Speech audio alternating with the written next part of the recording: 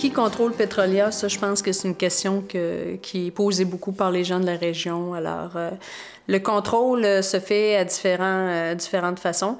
Il y a l'actionnariat. L'actionnariat, donc, il y a des actionnaires il y a des actionnaires qui sont majoritaires et il y a des groupes aussi d'actionnaires qui font en sorte que ça devienne un bloc et ce bloc-là contrôle l'entreprise. Donc, le conseil d'administration contrôle à peu près 25-30 du conseil d'administration. Vous avez des gens un peu partout dans le monde, mais on est chanceux d'avoir quelqu'un de Gaspé, David McCollum, qui était déjà actionnaire chez nous, qui est venu au conseil d'administration pour représenter les gens de la région. On voulait écouter les gens de la région.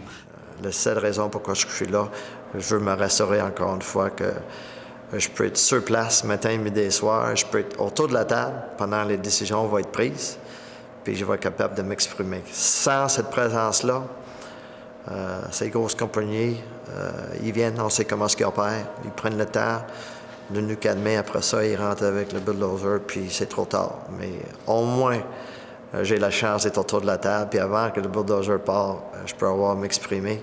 Puis jusqu'à date, les gens autour de la table me trouvent bien tannant, peut-être trop tannant.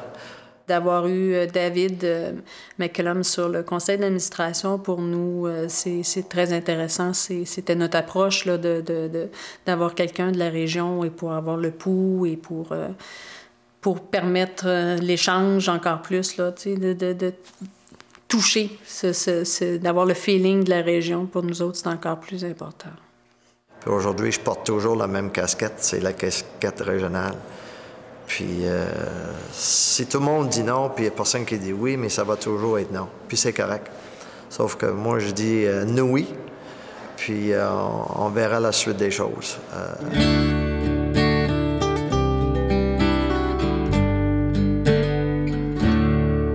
Actuellement, là, c'est le plus gros actionnaire chez nous. C'est pas un actionnaire de direction, mais c'est un actionnaire important chez nous. Il y a un fonds d'investissement anglais qui a investi chez nous. Certainement, si je regarde par rapport à la réglementation de la bourse, si je regarde le cas de CD Capital, qui ont pris un certain pourcentage, sont rendus maintenant à 15 %.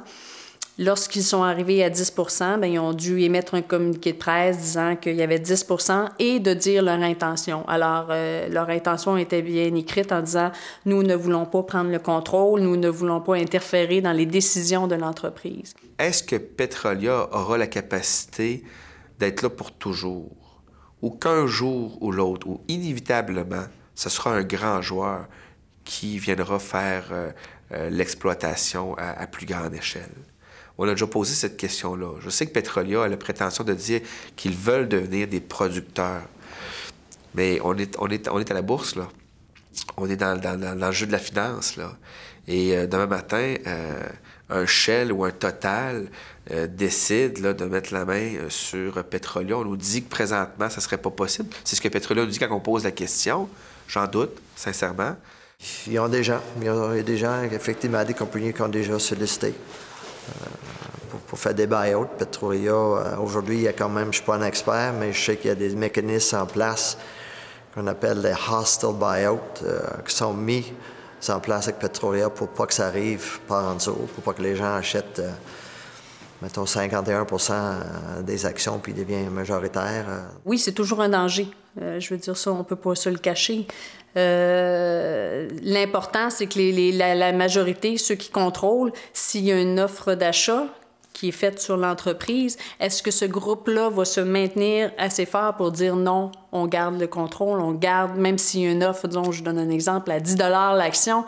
Tant que vous allez avoir les têtes dirigeantes actuellement sur le conseil d'administration, je peux vous dire que vous allez avoir de la difficulté à nous faire basculer le contrôle. Pas parce que vous allez venir vous appeler Shell Canada ou BP, peu importe, que vous dites Petrolia, là, on va vous offrir, les actions sont à 2 $, là, on vous offre 10 $ l'action. Je vous donne ma réponse, les miennes ne sont pas à vendre.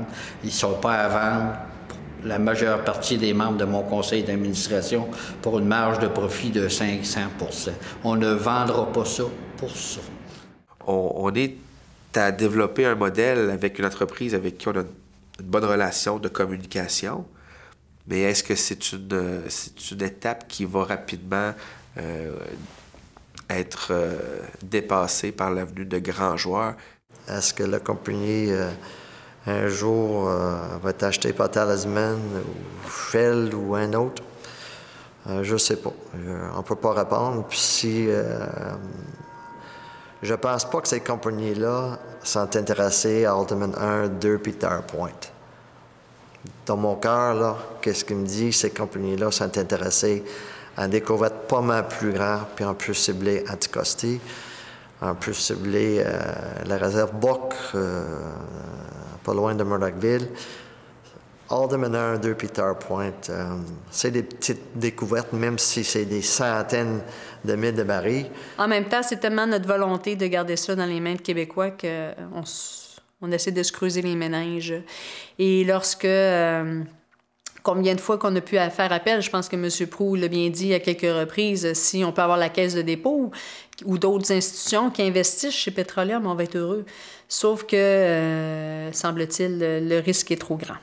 Le risque financier est trop grand pour avancer là-dedans. Alors, on se débrouille, on essaie de trouver nos solutions, puis en gardant tout le temps notre volonté de garder ça en sol québécois.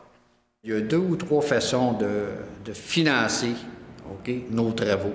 On peut financer nos travaux, aller chercher un 50 millions de dollars chez des actionnaire. Si vos actions valent 2 dollars, vous allez chercher 50 millions, vous allez réinjecter 25 millions d'actions supplémentaires chez vous. Donc, on va passer de 50 millions à 75 millions. On vient de diluer tous les actionnaires qui sont là actuellement. Ça veut dire que vous venez de perdre en partie votre contrôle encore plus. Il y a une autre deuxième façon de faire. Vous pouvez vendre des intérêts. Les gens nous ont vu faire dans le secteur de Haldimand. On a vendu des intérêts. 50% dans le secteur d'Haldimand ont été vendus aux grands groupes qu'on appelle les gens de chez Bouygues.